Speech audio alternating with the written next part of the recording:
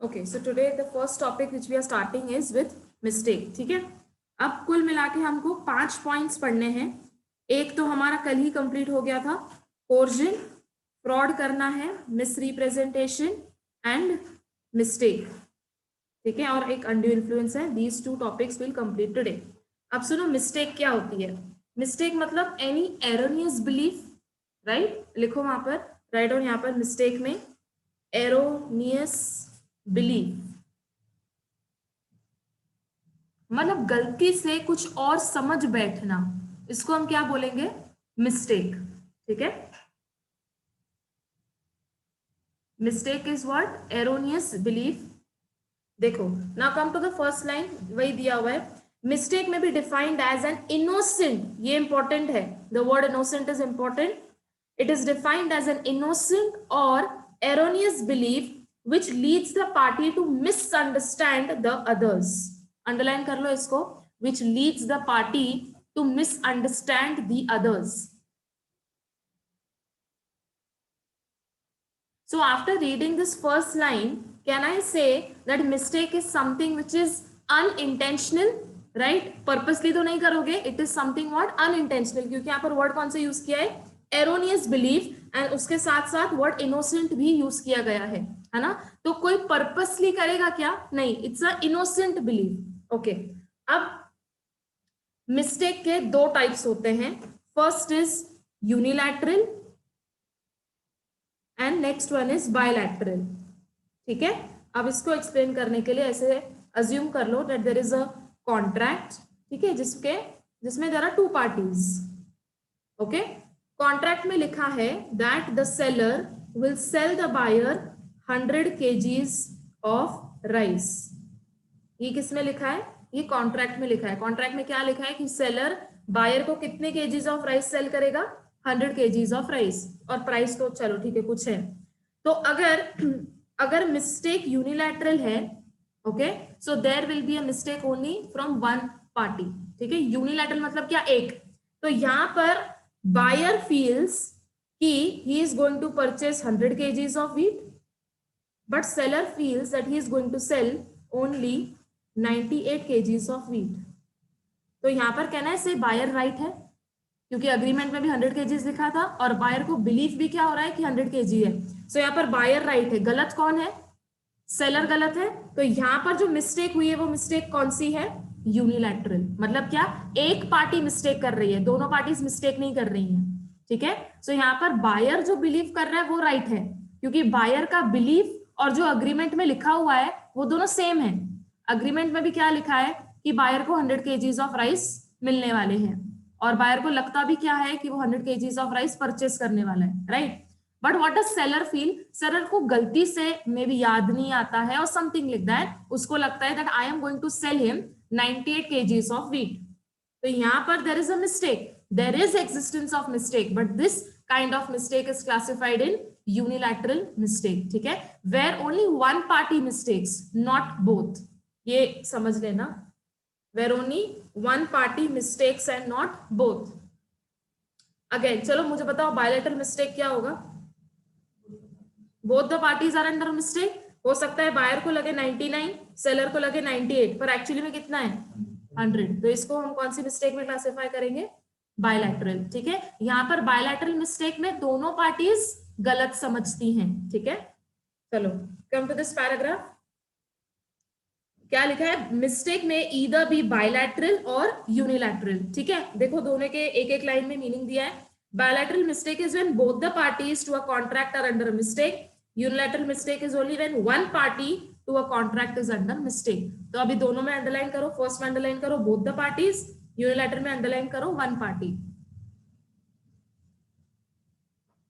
ठीक है, नाउ नीचे देखो effects of mistake. Effects of mistake में आपको कुछ इंपॉर्टेंट वर्ड्स दिए हैं. ठीक है, जो अगर आप चाहो तो आप यहाँ पर भी लिख सकते हो इन द इंट्रोडक्टरी पार्ट. ठीक है, and I want you all to learn all the words. देखो, mistake is something unintentional act, ये हमने ऑलरेडी बोल दिया कि this is something unintentional. Omission, error arising from unconsciousness और इग्नोरेंस और फॉरगेटफुलनेस और मिसप्लेस्ड कॉन्फिडेंस. कर लो सारे words underline. Misplaced confidence, ignorance, unconsciousness, omission, error, unintentional act.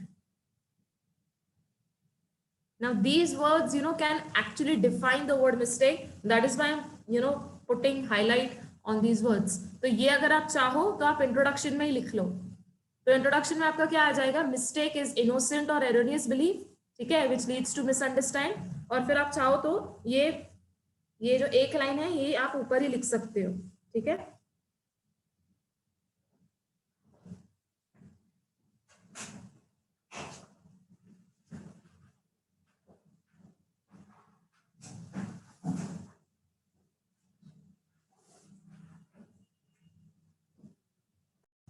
Okay, done.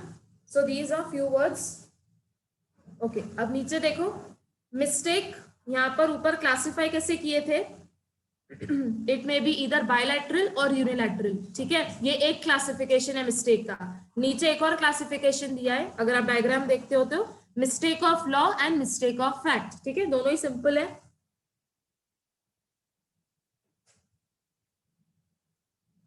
देखो पहले हम इंट्रोडक्शन पढ़ लेते हैं थोड़ा इसका.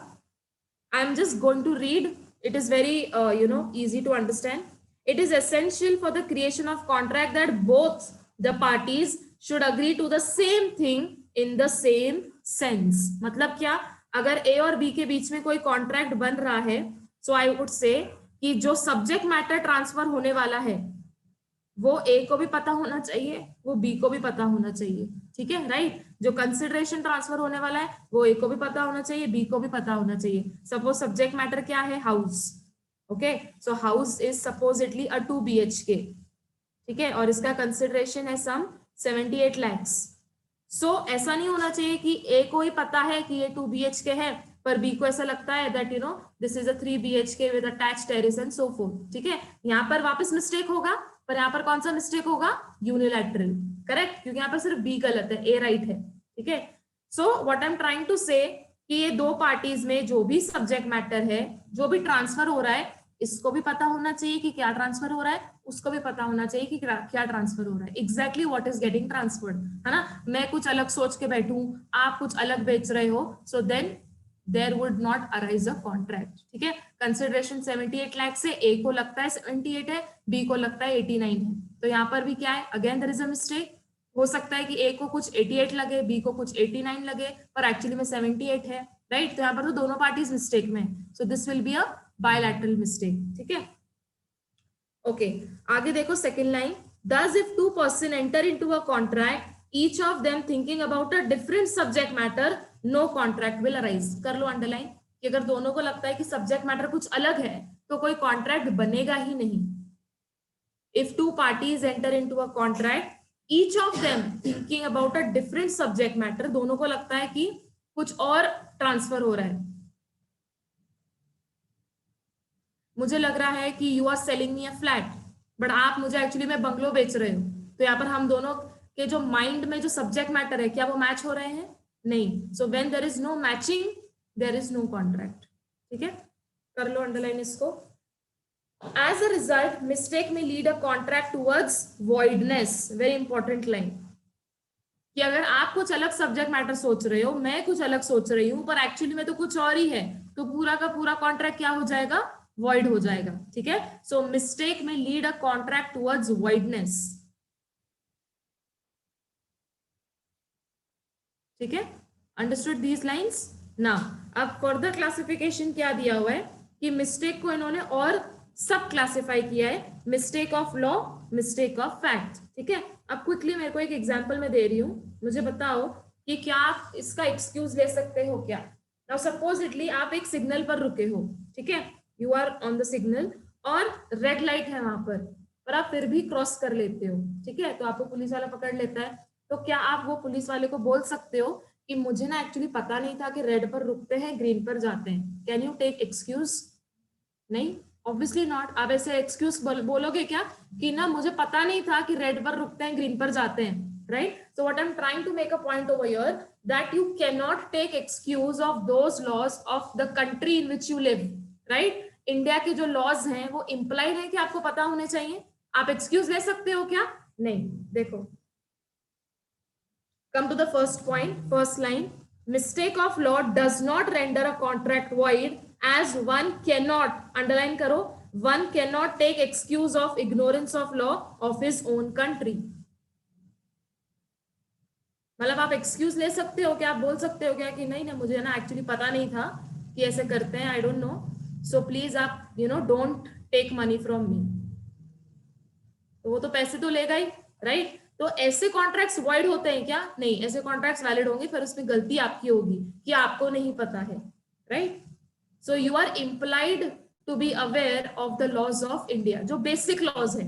ऐसा नहीं कि सबको पता होना चाहिए कि जीएसटी क्या है, राइट। सो जो लेमैन वाले लॉज है वो सबको पता होने चाहिए।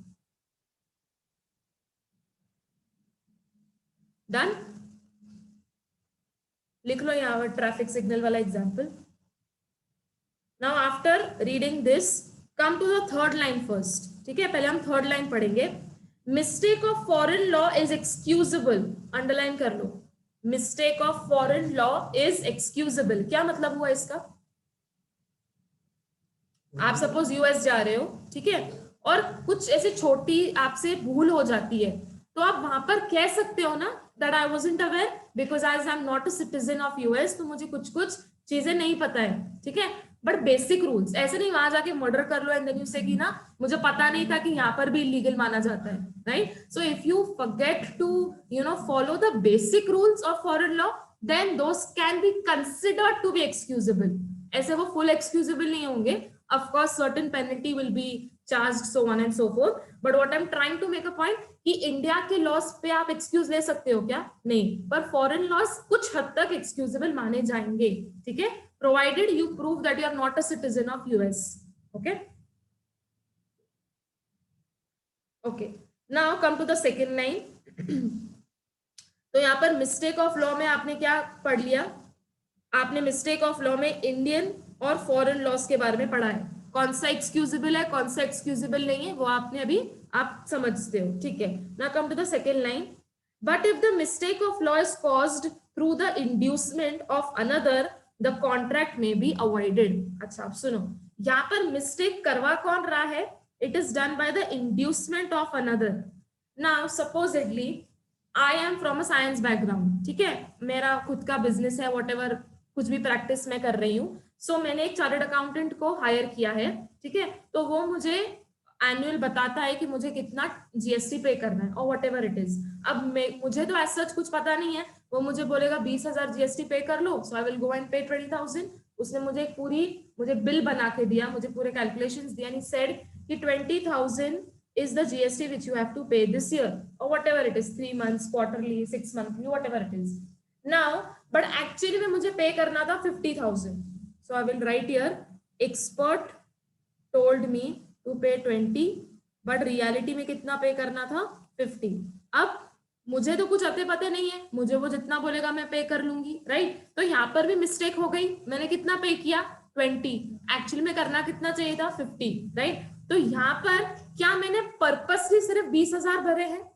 नहीं, मुझे उसने जितना बोला है पेड। अगर वो मुझे 50 बोलता मैं 50 पे कर लेती, पर उसने मुझे कैलकुलेट करके कितना बोला? 20,000, राइट। तो यहाँ पर I directly liable, I can shift my responsibility. अगर अथॉरिटीज पकड़ लेते हैं, अथॉरिटीज बोलते हैं कि तुमको 50,000 पे करने थे, तुमने 20 किए, तुमने 30,000 कम क्यों पे किए, तो मैं उनको डायरेक्टली बोल सकती हूँ कि मैंने ये चार्टर्ड अकाउंटेंट को हायर किया था, उसने मुझे ये कैलकुलेशंस बताए हैं और मैं उनको जाके वो कैलकुलेशन सबमिट कर दूंगी, राइट। चलो, वो अथॉरिटीज जो बोल रहे हैं एक्चुअली में वो करेक्ट था, मुझे एक्चुअली पे करना कितना चाहिए था? 50,000, बट मैंने गलती से कितना पे कर दिया? 20। पर यहाँ पर क्या मैंने पर्पसली गलती से पे किया?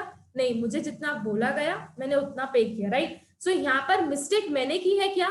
नहीं, it is done by some another, that is my chartered accountant. तो अगर ऐसी मिस्टेक्स हैं तो वो अवॉइड की जा सकती हैं। अवॉइड मतलब क्या? 30,000 बोलेंगे क्या मत पे करो? नहीं, दे विल से कि ठीक है, हम आपको इतना इतना टाइम पीरियड देते हैं, आप उसमें 30,000 पे कर लो विदाउट एनी इंटरेस्ट और विदाउट एनी पेनल्टी, ठीक है। So when mistake is not caused by the parties but it is done by the others. यहाँ पर चार्टर्ड अकाउंटेंट कोई था क्या ये पार्टी? नहीं, I was the person who was supposed to pay the tax, right. तो यहाँ पर मिस्टेक तो हुई है, but who has done the mistake? Some another person, that is my chartered accountant, ठीक है। So read the line again. If the mistake of law is caused through the inducement of another, the contract may be avoided. इसका ये मतलब नहीं होता है कि मैं 30,000 बैलेंस पे नहीं करूंगी. Just that I will pay, but I will get some additional time.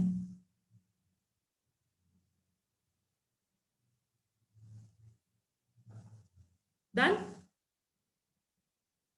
चलो, come to the next one. Mistake of fact. ये ऑलरेडी हम कर चुके हैं. I am just reading it. Where the contracting parties misunderstood each other and are at a cross purpose, there is bilateral mistake. Where both parties to a contract are under a mistake as to the matter of fact, the agreement is void. पढ़ लो example.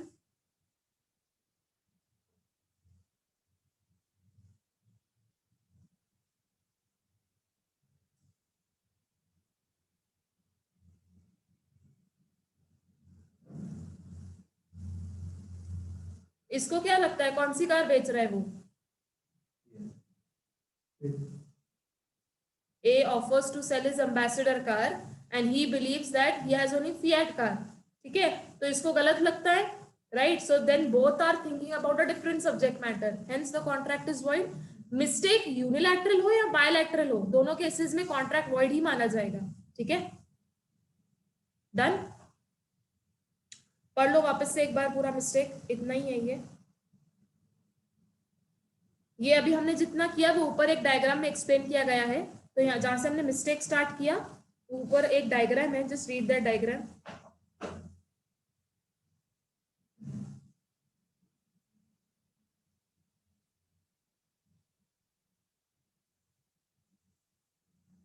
Mistake मतलब क्या सिर्फ subject matter से ही related हो सकता है क्या? नहीं, quality, identity, title, price, quantity, right? जैसे मैंने अभी आपको एग्जांपल दिया 100 kgs, 98 kgs. So mistake can be of these things also.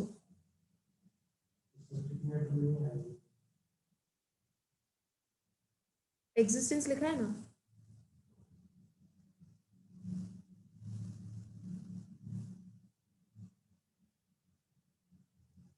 Done. अगर आपको ये आता है mistake, so I would say कि ये वाला इतना डायग्राम बना लेना. मैं आपको मार्क करके बताती हूँ. ये मिस्टेक ऐसे लिखना, then mistake of law, mistake of fact. ठीक है, फिर लॉ में आएंगे ये दोनों, मिस्टेक ऑफ फैक्ट में आएगा bilateral, unilateral. I think this much is enough. और ये नीचे क्लासिफिकेशन आई डोंट थिंक देने की जरूरत है, बिकॉज फिर वो सारी चीजें एग्जाम्पल्स में आ जाती है.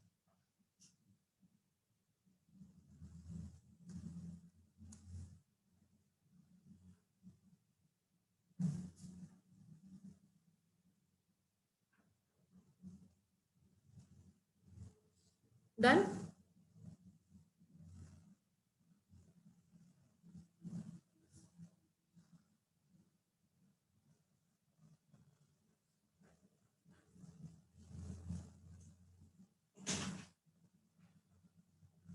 Today we'll complete undue influence also. So आज का आपका होमवर्क होगा to learn the difference between coercion and undue influence. coercion हमारा कल ही complete हो चुका है.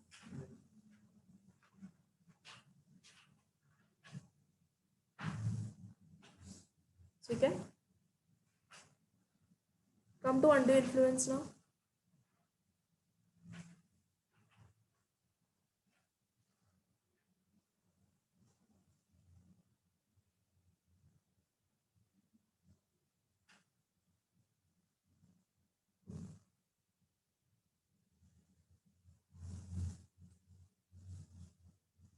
ठीक है, now understand the word influence. ठीक है, now हम सोशल मीडिया पे देखते हैं the word influencers, right? Who are those? बेल्ले लोग, right? now understand यहाँ पर जो प्रीफिक्स अटैच्ड है इन्फ्लुएंस के साथ, that is the word undue, right? आपने वर्ड पढ़ा होगा undue advantage, मतलब क्या? नाजायज फायदा उठाना, राइट? हमारी मम्मी हमको बोलती है when I don't get up in the morning, this is the first sentence I hear. ठीक है, so undue मतलब क्या? Can I write this that this is given in a negative tone? Correct? Undue. ठीक है, undue ऊपर से influence. ठीक है, now listen. First, I'm writing one kind of a relation, that is the relation of a doctor and a patient. ठीक है, अब सुनो. Now there is this patient who goes to the doctor और doctor ने उसको एक list बना के दी है कि आपको ये सारे रिपोर्ट्स करवाने हैं.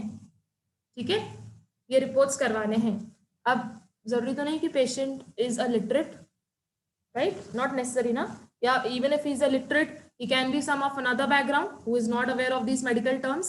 अच्छा, तो अगर मैं पेशेंट हूँ, what will I think कि मेरे डॉक्टर ने मुझे कहा है ये रिपोर्ट्स करवाने के लिए, so that means ये रिपोर्ट्स करवाने की एक्चुअली में जरूरत है, right? So I'll blindly go and do the reports. So somewhere I have some kind of a trust and confidence वाला relation with my doctor, correct? So I will write here कि this relation जो है, this is based on fiduciary relationship. And fiduciary relationship क्या होता है? The relationship which involves around trust and confidence. ठीक है, ये जो relation है डॉक्टर और पेशेंट का, this is based on fiduciary relationship. और fiduciary relationship क्या होता है? वो relationship which is based on the word trust and confidence. ठीक है, अब so I would say कि डॉक्टर जो कहेगा पेशेंट उसको ब्लाइंडली फॉलो करेगा, राइट? सो अगर मैं कहती हूँ रियलिटी में जो डॉक्टर ने इसको लिस्ट बना के दी है, ये रियलिटी में करवाने की जरूरत नहीं थी, ठीक है, पर डॉक्टर ने उसको फिर भी सजेस्ट क्या बोला, इनफैक्ट क्यों बोला होगा डॉक्टर ने जब जरूरत नहीं है तो?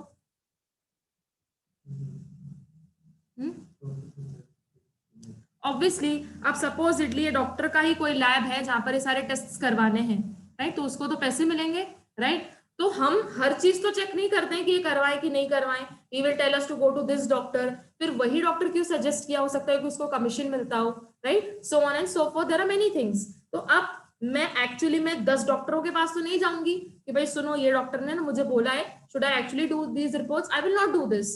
सो if there is a doctor who suggest me, I blindly go and do the reports जो भी करवाने हैं, ठीक है. But this is the reality supposedly कि ये रिपोर्ट्स एक्चुअली करवाने की जरूरत नहीं थी. तो यहाँ पर पेशेंट चेक तो करवाते नहीं बैठेगा हर डॉक्टर से. So can I draw conclusion again that there is some kind of undue influence on the patient by the doctor, right? Okay, ये मैंने एक एग्जांपल दिया है आपको. दूसरा एग्जांपल सुनो. Now there was this old man, ठीक है, हु वाज सिक. तो इसकी देखभाल करने के लिए एक नर्स को अपॉइंट किया गया था, ठीक है, a medical attendant who was looking after this old man. और ये नर्स ना ये ओल्ड मैन से 17,000 मंथली ले रही थी एज सैलरी, ठीक है. अब नर्स जब वो ओल्ड मैन के पास काम करती है, she understood that this old man is quite rich enough, ठीक है. तो उसने क्या किया, उसने ओल्ड मैन को कहा कि अब अगले महीने से मुझे 25,000 देना, ठीक है. अब नर्स को भी पता है कि इसको मेरी जरूरत है, मैं इसको 25 क्या 35 भी बोलूंगी तो भी हाँ बोलेगा. Again, can I say that nurse has some kind of undue influence of the old man, right? तो old man इसको देगा salary, and she also knows that he is in need of me, so मैं इसको कितना भी demand करूंगी ये मुझे देगा पैसे, ठीक है. This is example 2. Now understand example number 3. अब आपने इकोनॉमिक्स में पढ़ा है क्या कि इकोनॉमी के 2 साइड्स होते हैं, या तो इकोनॉमी बूम में चलती है या तो इकोनॉमी डिप्रेशन में चलती है. जानती हो क्या 2 चीजें? या तो it will go up and up, it will grow इधर, या तो डिप्रेशन में जाएगी, ठीक है. So let us consider for the time being that economy is in depression, ठीक है.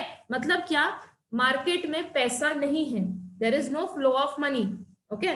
सो हुआ क्या, there is this mister A को ना लोन की जरूरत है, ठीक है. मिस्टर ए को लोन की जरूरत है. So he goes to the bank और वो बैंक से लोन अप्रोच करता है. वो बैंक को कहता है कि मुझे तुम लोन दो, ठीक है. तो I will say mister A goes to the bank.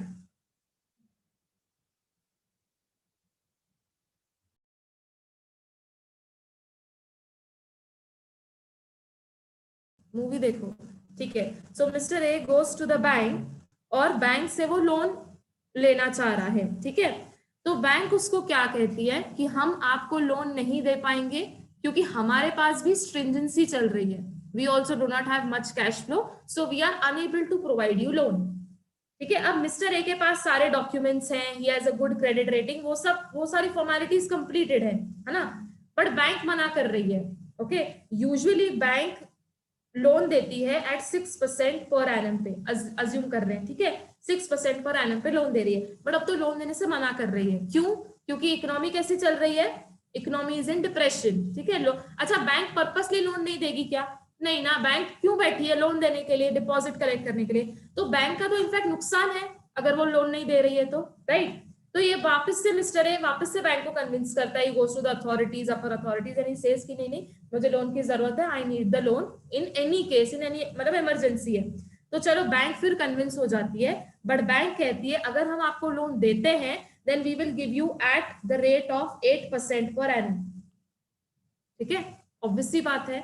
Now if I analyse this entire situation where my main factor, जहां पर मैं एक आंसर क्रिएट करूंगी, वो आंसर का मेरा रीजन क्या होगा, that economy is in depression, ठीक है। अब सुनो, यहाँ पर पर्पसली बैंक ने इससे 8% चार्ज किए क्या, पर्पसली किए है क्या? नहीं, यूजुअली तो 6% पर देती है। यही इकोनॉमी अगर बूम में होती है, न्यूट्रल पीरियड में होती, so it would have lent it at 6% per annum. But now just because the economy is in depression, और पहले तो बैंक ने मना कर दिया था, ये इसने वापस से कन्विंस किया, तब जाके बैंक ने बोला कि अच्छा चलो ठीक है, we will give you the loan at 8% per annum, right? So can I say, आप मुझे सोच के बताओ, यहाँ पर क्या बैंक अनड्यू इन्फ्लुएंस कर रही है क्या मिस्टर ए के ऊपर? Is there any kind of undue influence? Firstly, तो उन्होंने मना कर दिया था, and secondly, what is the reason of charging a higher percentage, 8%? Because the economy is in depression. तो यहाँ पर undue influence होगा क्या? यहाँ पर उसने undue advantage लिया है क्या एक का? नहीं. So this example does not come under undue influence. ठीक है? ओके, अब यहाँ पर ऊपर हमने रिलेशन कौन सा लिया है, डॉक्टर पेशेंट का। एक और अगर मैं एग्जांपल लेती हूँ क्लाइंट और लॉयर का, राइट, वहां पर भी सेम चीज होगी। लॉयर अब सपोजिटली उसका केस चल रहा है, वो उससे पैसे ठगते जाएगा, right, because lawyer also knows that he is in need of me, right. Lawyer उसको कितने भी पैसे चार्ज करेगा, वो क्लाइंट बेचारा देता रहेगा। सो अगेन यहाँ पर भी रिलेशन कैसा है, फिड्यूशियरी रिलेशन है, ठीक है, that is based on trust and confidence. So even if वो पे करने की जरूरत नहीं है, बट अगर लॉयर उससे मांगता है चार्जेस, तो क्लाइंट देता जाएगा, राइट। सो सिमिलरली यहाँ पर एक और लिख लो रिलेशन डॉक्टर पेशेंट के नीचे, सॉलिसिटर एंड क्लाइंट या customer, whatever you can write.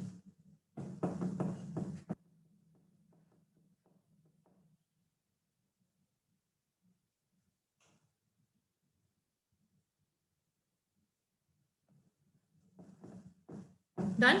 Chalo, now write down these examples if you want to write. I'll wait for 2-3 minutes.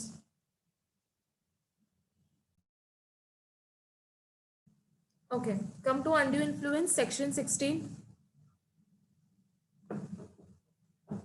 Okay, पहले मैं definition पढ़ रही हूँ, highlight करते जाना. According to section 16 of ICA, a contract is said to be induced by undue influence where the relations subsisting between the parties are such that one of the party is in a position to dominate the will of another. Underline करो, one of the party is in a position to dominate the will of the other.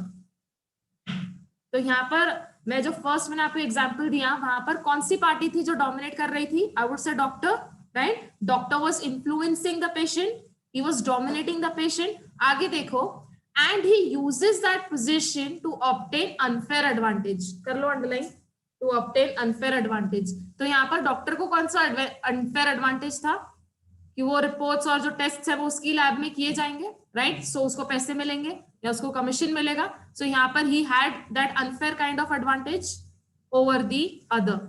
ठीक है, पढ़ लो वापस से definition.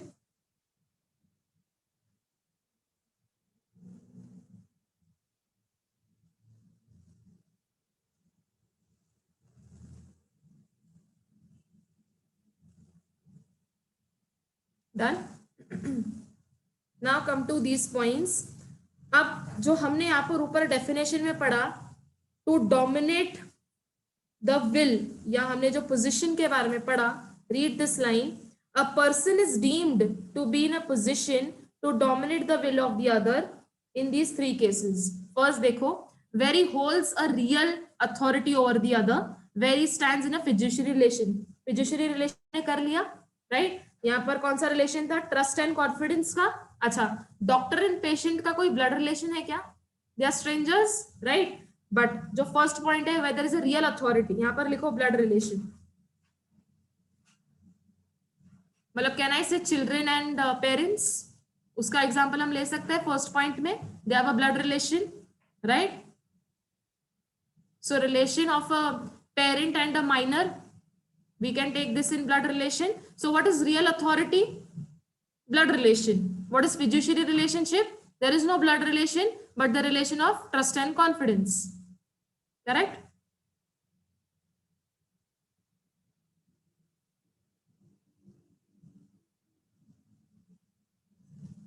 अब ये जो पॉइंट सी है ना, ये बी का एग्जाम्पल है। जो पॉइंट सी दिया है that is the example of point B. देखो, where he makes a contract with a person whose mental capacity is temporarily or permanently affected by the reason of age, illness, stress, for example। यहाँ पर हाँ, ये जो example है ना, ये actually ये एग्जाम्पल 2 है। Now start reading example 2।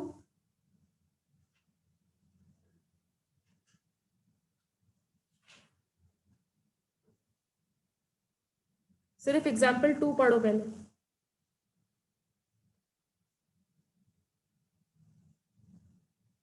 Medical attendant कौन होगी, उसकी नर्स, कर सकते हैं उसको assume, medical attendant is this nurse. Nurse ने क्या बोला है, टू पे हिम अनरीजनेबल सम।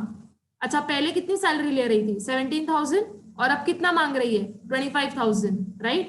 सो देखो, काम वो वही कर रही है जो 17,000 में काम कर रही थी, वो 17,000 का ही काम कर रही है, पर वो मांग कितना रही है अभी, 25,000। So now she is asking for an unreasonable sum for his professional services. तो क्या इसमें अनड्यू इन्फ्लुएंस है, द आंसर इज, क्या लिखा है, B employs undue influence, right. जैसे डॉक्टर है पेशेंट का एग्जांपल दिया मैंने आपको, ओल्ड मैन और नर्स का एग्जांपल दिया, ये ओल्ड मैन और नर्स वाला एग्जांपल है।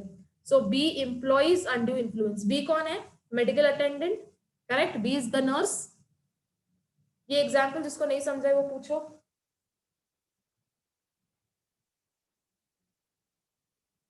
After reading example 2, come to example 4. Read example 4 quickly.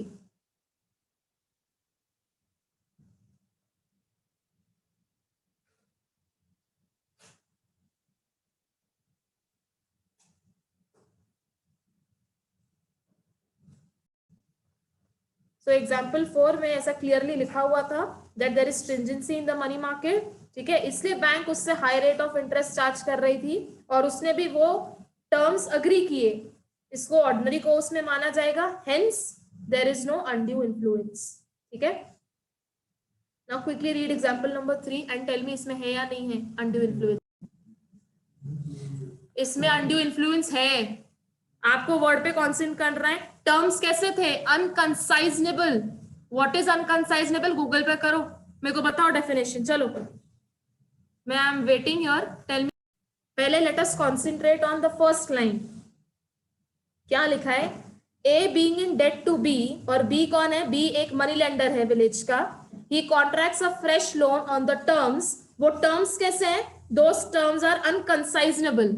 तो अगर आप किसी के साथ कॉन्ट्रैक्ट बना रहे हो तो टर्म्स कैसे होने चाहिए, रीजनेबल होने चाहिए, पर यहाँ पर टर्म्स कैसे हैं, अनरीजनेबल है, राइट। अनरीजनेबल मतलब क्या, अनकंसाइजनेबल। तो हम जब फर्स्ट लाइन पढ़ते हैं ना, तो हमको इसमें से क्या समझ आता है कि इसमें अनड्यू इन्फ्लुएंस होगा, क्योंकि उसने टर्म्स कैसे सेटअप किए हैं, अनरीजनेबल टर्म्स, एकदम बेकार टर्म्स है, राइट। तो टर्म्स कैसे होने चाहिए, हमेशा terms should be reasonable, but यहाँ पर टर्म्स कैसे हैं, अनकंसाइजनेबल। ठीक है, यहाँ पर टर्म्स कैसे हैं, अनकंसाइजनेबल हैं। Now if you read the second line, second line में क्या लिखा है, it lies on B to prove that the contract was not induced by undue influence. अब सुनो मेरी बात, यहाँ पर दो लोग हैं, एक जिसने लोन बोरो किया है और दूसरा पार्टी कौन है, मनी लेंडर है, करेक्ट। ये दो लोग हैं क्या इसमें, in this example there are two people, one is the borrower, one is the money lender, correct. Borrower का नाम क्या है, ए, और मनी लेंडर कौन है, बी, ठीक है। अब इन दोनों के बीच में जो कॉन्ट्रैक्ट बना है मनी लेंडर ने इसके ऊपर कुछ टर्म्स रखे हैं और वो टर्म्स कैसे हैं अब अनकंसाइजनेबल हैं, विच इज अनरीजनेबल, ठीक है। तो ए तो अब कोर्ट में जाएगा एंड व्हाट विल ही से कि इसने जो टर्म्स रखे हैं ना लोन के वो बड़े ही अनकंसाइजनेबल हैं, ठीक है। तो कोर्ट में प्रूव हो जाएगा कि इसमें अनड्यू इन्फ्लुएंस है, राइट। लास्ट लाइन पढ़ो, it lies on B to prove that the contract was not induced by undue influence. मतलब आपको प्रूव करना पड़ेगा कि इसमें अनड्यू इन्फ्लुएंस नहीं है, मतलब एक्चुअली पहले तो है ना, that is why you have to prove, right. So मतलब there is undue influence in this. पढ़ लो अभी वापस से पूरा सेंटेंस। सो वर्ड सिर्फ एक वर्ड पर रिवॉल्व हो रहा है पूरा answer, that is the word unconscionable. इसमें अनड्यू इन्फ्लुएंस है, इसलिए आपको प्रूव करना पड़ रहा है कि क्यों नहीं है। मैं तो बोलूंगी कि नहीं है, अब आपको बताना है कि क्यों नहीं है, right. Getting me? So suppose I am the borrower, you are the money lender. मैं जाके कोर्ट में बोलती हूँ कि इन्होंने जो टर्म्स रखे हैं ना मेरे ऊपर वो बड़े ही अनकंसाइजनेबल है, अनरीजनेबल है, ठीक है। This is I am saying from my side, क्योंकि टर्म्स लिखे हुए हैं यहाँ पर, क्लियरली फैक्ट दिया हुआ है कि टर्म्स कैसे हैं, terms are unconscionable, so I will win the case, right. क्योंकि टर्म्स एक्चुअली में भी अनकंसाइजनेबल है, मैं भी बोल रही हूँ कि इन्होंने मेरे पर अनरीजनेबल टर्म्स डाले, तो आपके ऊपर एक अपॉर्चुनिटी दी जाएगी कि भाई अब तू बता व्हाई आर यू सेइंग कि इसमें अनड्यू इन्फ्लुएंस नहीं है। इसलिए वो लास्ट लाइन में लिखा है that it lies on B to prove कि इसमें अनड्यू इन्फ्लुएंस क्यों नहीं है, ठीक है। सो एग्जाम्पल 3 में भी लिखो अनड्यू इन्फ्लुएंस है, एग्जाम्पल 4 में भी लिखो अच्छा इसमें अनड्यू इन्फ्लुएंस नहीं था, एग्जाम्पल 2 में अनड्यू इन्फ्लुएंस था, राइट।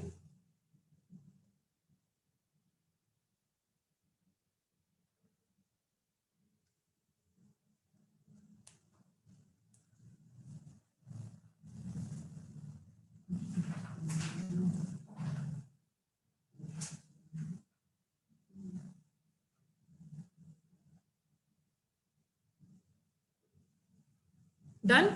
अब ना इसके ये वाले पेज पर आ जाओ जहां पर ये वाला एग्जाम्पल लिखा है, केस स्टडी के बिल्कुल ऊपर, नेक्स्ट पेज पर होगा।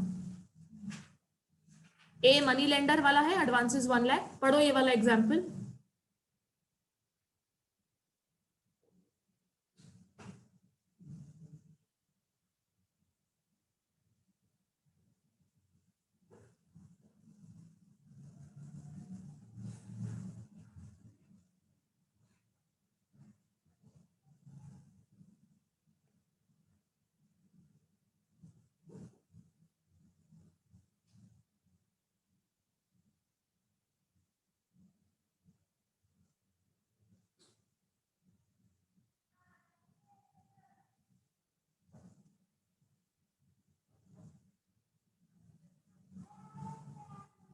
सुनो, यहाँ पर ए ने बी को कितने पैसे दिए हैं, कितना एडवांस दिया है, 1 लाख। तो आप जो बॉन्ड बनाओगे, बॉन्ड मतलब क्या, एक अग्रीमेंट बनाओगे, whatever it is, I call this as a bond. तो यहाँ पर भी पैसा कितना लिखना चाहिए आपको, 1 लाख ही लिखना चाहिए ना। यहाँ पर उसने लिखा कितना है, तो यहाँ पर अनड्यू इन्फ्लुएंस है, राइट। अगर मैं आपको 1 लाख दे रही हूँ तो अग्रीमेंट में भी कितना लिखा होगा, 1 लाख ही लिखा होगा। Okay, this is point number 1। Point number 2 बताओ, जब हम इंटरेस्ट रेट लिखते हैं, अभी आपने भी अकाउंट्स मैथ्स में लिखा होगा, what is it written usually, 4% PA और 3% पीए और 6, 10, 12, 15% पीए। पीएम लिखा होता है क्या, पर मंथ लिखा होता है ना, पर मंथ के हिसाब से इंटरेस्ट चार्ज करते हो क्या, नहीं, you charge interest as per annum, per annum. यहाँ पर इंटरेस्ट कितना लिखा है, पर मंथ, तो ये भी गलत है। तो एक तो आपने जो अमाउंट था वो भी बढ़ा चढ़ा के लिखा, प्लस यहाँ पर आपने इंटरेस्ट आप मंथली चार्ज कर रहे हो, so this is also unconscionable, unreasonable. तो देखो फिर क्या हुआ, court will set aside this bond, मतलब वो उसको रद्द कर देगी, ordering B to pay how much, only 1 lakh at such interest as may seem just. फिर कोर्ट डिसाइड करेगा कि कितना इंटरेस्ट पे करना है, but for the time being तो अनड्यू इन्फ्लुएंस था, तब जाके मैटर कोर्ट में गया, right.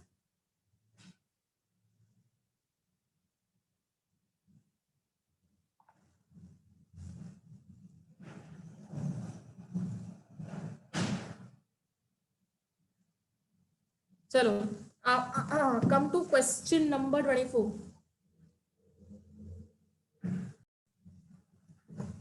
So what does question 24 say? A doctor is deemed to be in a position to dominate the will of his patient, right? So he is in a superior position in comparison to his patient. तो अगर वो चाहे तो वो उसका will influence कर सकता है, वो उसको बोल सकता है कि ये सारे टेस्ट्स करवा रहा, ठीक है? तो कहीं ना कहीं he is in a position. हम ये नहीं कह रहे हैं कि डॉक्टर हमेशा ही पेशेंट के ऊपर अनडू इन्फ्लुएंस करेगा, but at least he is in a position, right? तो बस उतना ही पूछा है, क्या उसके पास एक सुपीरियर पोजिशन होता है to dominate the will of his patient? The answer is true, ठीक है? लिख लो वहां पर, जस्ट राइट डाउन ट्रू, वो सिर्फ 1 मार्क का है, और rather such will not come, but ये मैंने सिर्फ एक्स्ट्रा दिए थे। ओके, नाउ अब आपके पास स्पेस है क्या? एकदम पीछे आ जाओ, लास्ट पेज पर आ जाओ। हाँ, यहाँ पर, ये लास्ट पेज पर ही लिख लो। ये क्वेश्चन 24 का ही सब क्वेश्चन है दूसरा, ठीक है? सो क्वेश्चन 24 का एक आपने एग्जाम्पल देख लिया है, a doctor is deemed to be in a position. Now write down second example, write down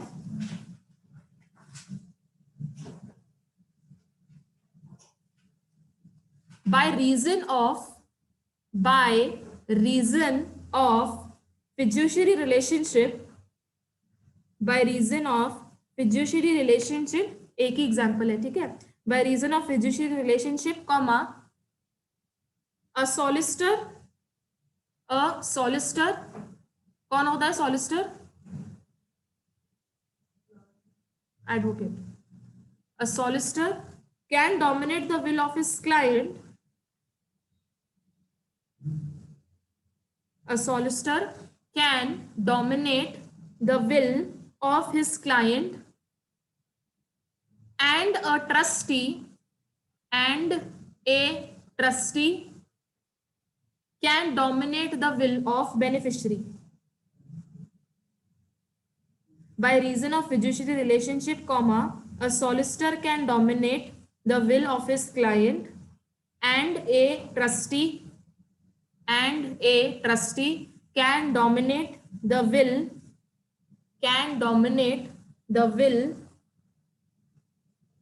of beneficiary.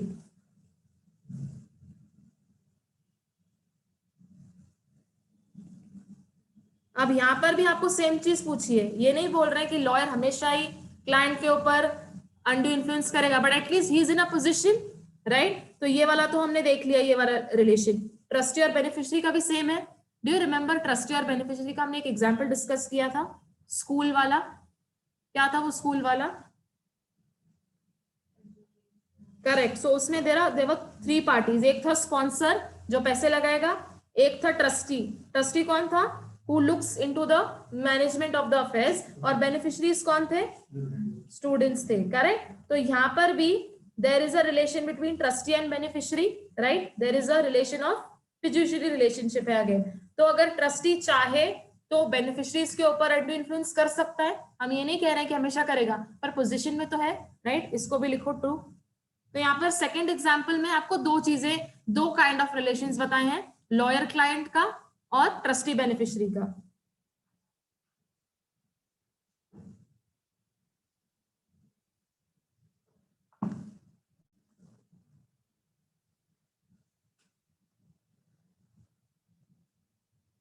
Done?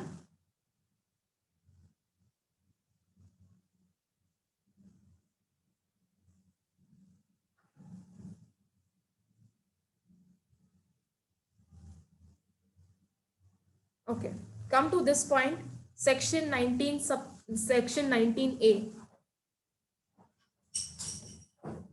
Example के ऊपर वाला।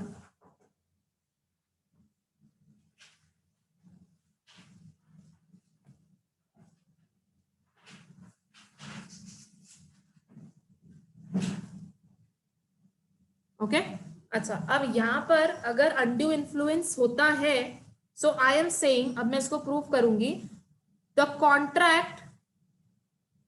कॉन्ट्रैक्ट इज अवॉइडेबल, ठीक है? अवॉइडेबल क्यों है वो हम देखेंगे। हमने मिस्टेक में क्या पढ़ा? मिस्टेक में अगर कोई मिस्टेक होता है, मिस्टेक यूनिलैटरल होती है, बायलैटरल होती है, या मिस्टेक ऑफ लॉ होता है, या मिस्टेक ऑफ फैक्ट होता है, तो कॉन्ट्रैक्ट डायरेक्टली क्या बन जाता है? वॉइड, ठीक है? ये वाला कॉन्ट्रैक्ट कैसे होगा? वॉइडेबल होगा। अब सुनो कैसे, व्हाई डू आई से this? When I am writing a statement when a contract is induced, where a contract is induced by undue influence, the contract becomes voidable. ठीक है, अब सुनो, मैंने एग्जाम्पल लिखा है डॉक्टर और पेशेंट का, ठीक है। अब डॉक्टर ने उसको लिस्ट बना के दिए, ये सारे रिपोर्ट्स करवा के आना, ठीक है। बट हम एक्चुअली में ये सोचते हैं कि रिपोर्ट्स करवाने की जरूरत नहीं है, ठीक है, पर डॉक्टर ने पेशेंट को बोला है। So again doctor is inducing undue influence, right, यहाँ पर है। बट आई विल से यहाँ पर पेशेंट के पास दो ऑप्शंस हैं, बताओ कौन से दो ऑप्शंस हैं। आइदर तो करवा लेगा report, right, so he will do the reports which are required, और either he will consult some other doctor as well, या तो वो नहीं करवाएगा, है ना। तो मैं I just write yes he will do the reports, no he will not do the reports. So again so I'll say when a contract is voidable, हमने आई थिंक मैंने आपको 2 दिन पहले ही बताया था, जब भी कॉन्ट्रैक्ट वॉइडेबल होता है तो दूसरी पार्टी को 2 ऑप्शंस मिलते हैं। यहाँ पर भी ऑप्शंस हैं, राइट। चलो मैं एक और लेती हूँ, सॉलिसिटर क्लाइंट का। मैं आपको बोलती जा रही हूँ पे मी दिस पे मी दैट, ठीक है। अब अगर आपको लगता है कि यार ये तो फोकट का पैसा खा रही है, what will you do, you will cancel the contract with me and you will hire some another lawyer, या तो फिर आप पे करते जाओगे। तो अगेन यहाँ पर भी आपके पास 2 ऑप्शंस हैं। If I am the lawyer, ठीक है, and you are a client,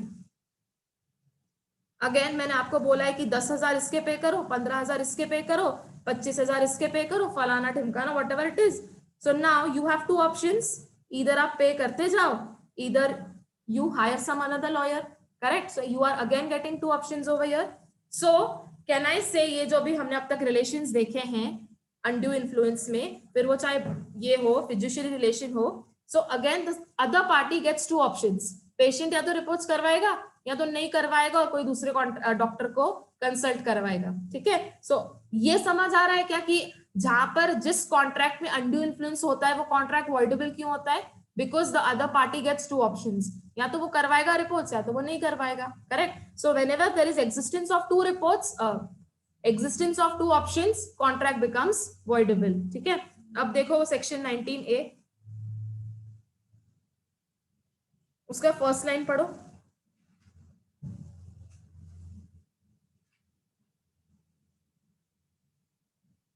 section 19A का सिर्फ फर्स्ट लाइन पढ़ना है।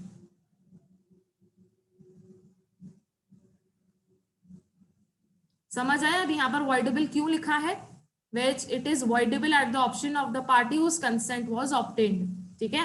तो यहाँ पर पेशेंट के पास 2 ऑप्शंस होंगे, या तो वो करवाएगा या तो वो रिपोर्ट्स नहीं करवाएगा, ठीक है। सो जब भी 2 ऑप्शंस होते हैं तो कॉन्ट्रैक्ट क्या बन जाता है, voidable, ओके।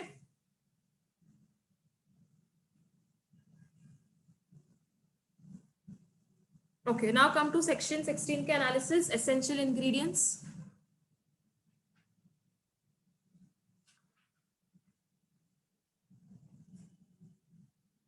ठीक है, फर्स्ट एसेंशियल इंग्रेडिएंट कौन सा है कि 2 लोगों के बीच में एक नियर रिलेशन होना चाहिए। नियर रिलेशन मतलब क्या, या तो ब्लड रिलेशन हो या तो फिजिशियरी रिलेशन हो, ठीक है, तभी जाके आप इन्फ्लुएंस कर पाओगे। Only then you can dominate the will of the other. अभी रास्ते पर चलते चलते आपको कोई स्ट्रेंजर बोलता है ये करो वो करो, आप करोगे क्या, तो उसका आपके ऊपर अनड्यू इन्फ्लुएंस है क्या, कोई नहीं। सो आपके ऊपर अनड्यू इन्फ्लुएंस किसका होगा, जिसके साथ आप एक नियर रिलेशन में हो। तो today if I advise you something, I am in a near relation, so या तो वो फिजिशियरी रिलेशन में होना चाहिए या तो ब्लड रिलेशन में होना चाहिए, तभी जाके इन्फ्लुएंस हो सकता है, ठीक है। देखो, a person can be influenced by the other when a near relation between the 2 exists. अब वो नियर रिलेशन फिजिशियरी रिलेशन भी हो सकता है या ब्लड रिलेशन भी हो सकता है, ठीक है। जैसे डॉक्टर पेशेंट का फिजिशियरी रिलेशनशिप होगा, माइनर पेरेंट का ब्लड रिलेशन होगा, करेक्ट। ओके, सेकेंड देखो, the person should be in a position to dominate the will, correct। एक अब doctor is in a position to dominate your will, a lawyer is in a position to dominate the will of the client, right। तो ये जो सारे लोग हैं, a teacher is in a position to dominate the will of the student, correct। so इसमें देखो, या तो अथॉरिटी कैसे होगी, रियल होगी, या तो रिलेशनशिप कैसा होगा, फिजिशियरी होगा, okay. Point B. Point C देखो, मेंटल डिस्ट्रेस, इसका एग्जांपल देखो, a doctor is deemed to be in a position to dominate the will of his patient which is enfeebled by protracted illness. ये अभी आपने example लिखा आपने यहाँ पर नोट्स के पीछे वाला, तो doctor is in a position to dominate the will of the other मतलब द पेशेंट, ठीक है। And the last one is unconscionable bargains. Okay, ये अनकंसाइजनेबल वर्ड हमने कौन से एग्जांपल में देखा था? 1 2 3। तो जहां पर वर्ड अनकंसाइजनेबल होता है वहां पर अनड्यू इन्फ्लुएंस होगा, राइट। What is the meaning of unconscionable? Unreasonable, ठीक है।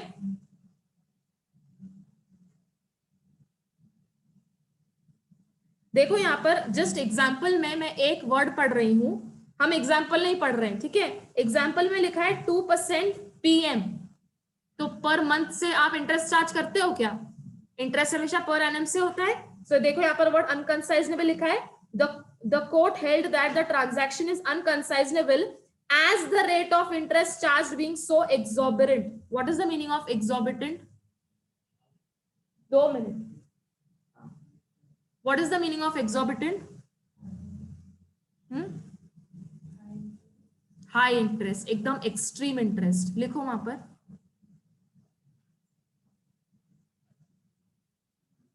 Just give me 2 minutes।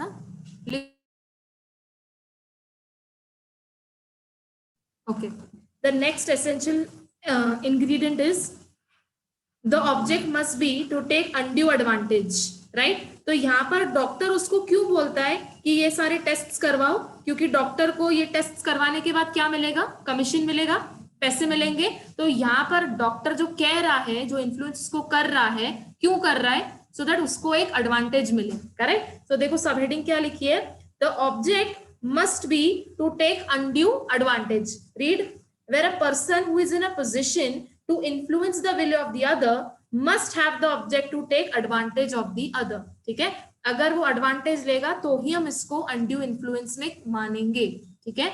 So what should be the object? That I should take undue advantage of you. और मैं क्यों ले रही हूँ? Why am I asking you to take these tests so that I get commission? ठीक है, तो यहाँ पर मेरा मोटिव क्या है? आपसे पैसे लेना, ठीक है। And the last point is point number 4, burden of proof. अच्छा, the burden of proving the absence of dominant position to obtain will lie on the party who is in a position to dominate the will.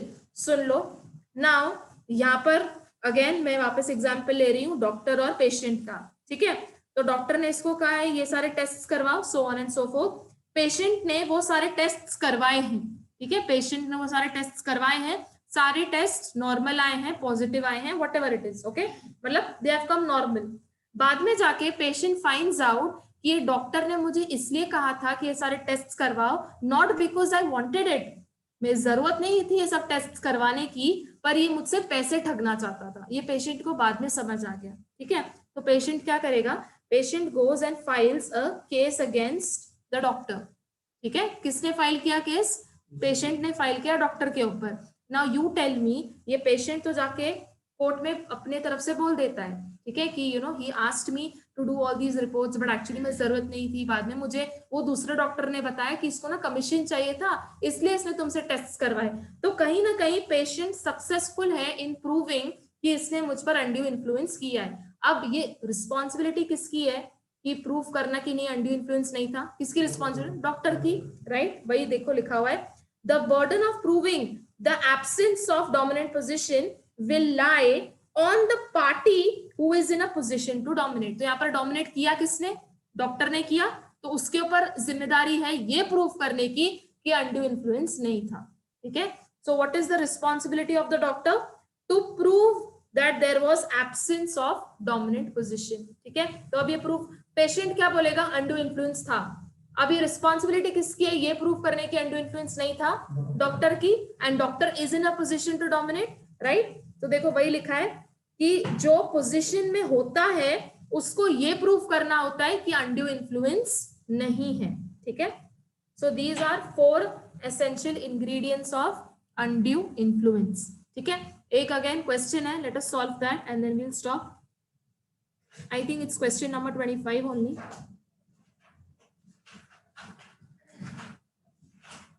Yes, come to question number 25. Read the question.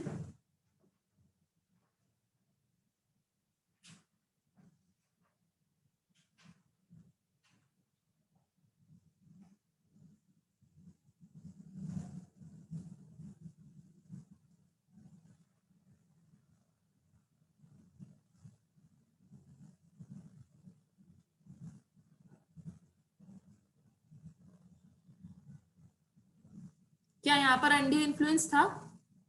Yes. Relation कौन सा है? Teacher और student का relation है, ठीक है। अब last में क्या पूछा है, क्या स्टूडेंट टीचर को स्यू कर सकता है? यस, ऑब्वियसली कर सकता है। अब ये मत सोचना कि what if the student is a minor, ठीक है, वो सब सोचने की जरूरत नहीं है। स्टूडेंट ऐसे अज्यूम करना, यहाँ पर माइनॉरिटी मेजॉरिटी के बारे में कुछ लिखा है क्या? नहीं, so assume that he is 18+, ठीक है। So yes, there is undue influence. Now start writing the answer. यहाँ पर देखो नोट्स में ना आपको यहाँ पर एग्जाम्पल के नीचे एक केस स्टडी दी हुई है क्या? ये बस वही केस स्टडी है। So if you are writing this answer then there is no need of reading that, ठीक है। तो केस स्टडी के बाद एक नीचे आंसर लिखा हुआ है which is similar to this question. देखो वहां पर भी वही है, एग्जैक्टली सेम ही रादर क्वेश्चन है। तो अब यहाँ पर आप लिख लो, यहाँ पर चाहिए तो क्वेश्चन नंबर 25, तो आपको ये वापस से पढ़ने की जरूरत नहीं पड़ेगी। केस स्टडी जहां पर अनड्यू इन्फ्लुएंस खत्म होता है वहां पर केस स्टडी है। Just write the question 25। Okay, चलो now start writing the answer.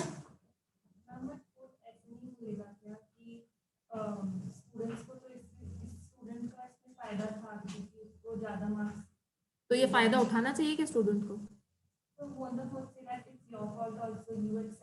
No, he was influenced no by the teacher.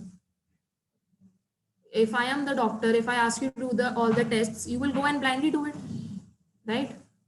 क्यों? क्योंकि आपका influence है ना। I have influenced you to do those things. Write down point number 1. Point number 1 में आएगा A can sue his teacher. A can sue his teacher on the grounds of undue influence.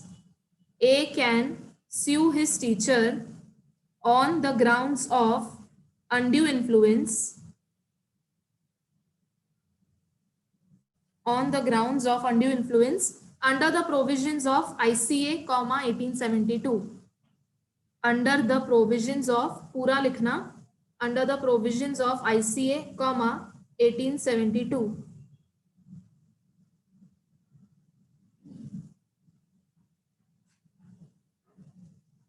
ठीक है, read the first point.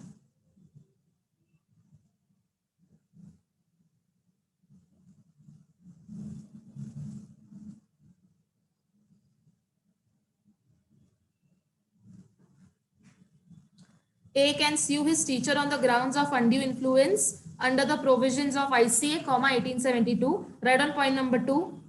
According to section 16 of ICA, according to section 16 of ICA,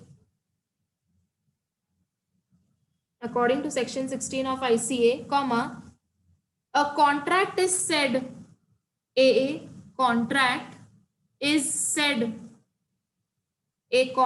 is said to be induced. A contract is said to be induced by undue influence. A contract is said to be induced by undue influence where the relation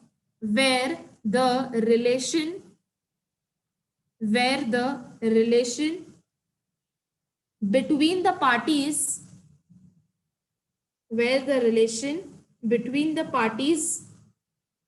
are such that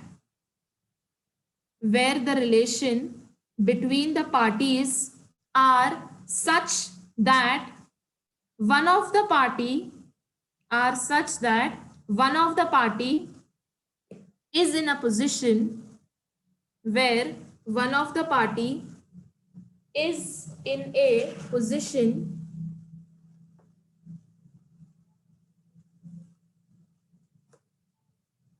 where one of the party is in a position to dominate the will of other, to dominate the will of another, to dominate the will of the another, and he uses and he uses and he uses that position and he uses that position and he uses that position to obtain unfair advantage, to obtain unfair advantage over the other, over the other.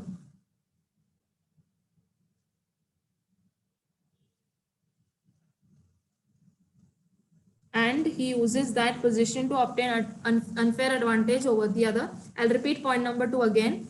According to section 16 of ICA, comma, a contract is said to be induced by undue influence where the relation between the parties are such that one of the party is in a position to dominate the will of the other and he uses that position to obtain unfair advantage over the other. Okay, this is point number 2. Now leave a line and write down point number 3.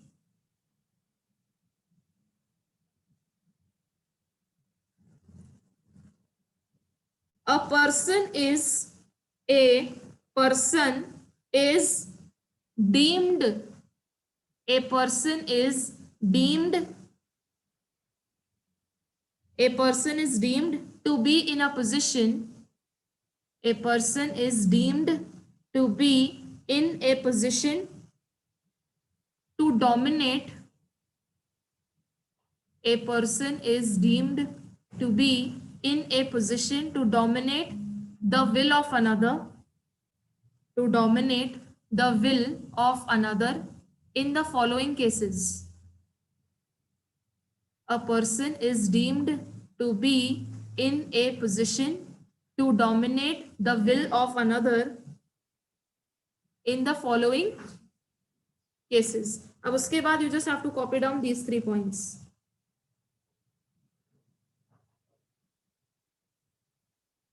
यहाँ से लेके यहाँ तक ये 3 points copy कर लो, अभी का अभी कर लो, या आई विल वेट.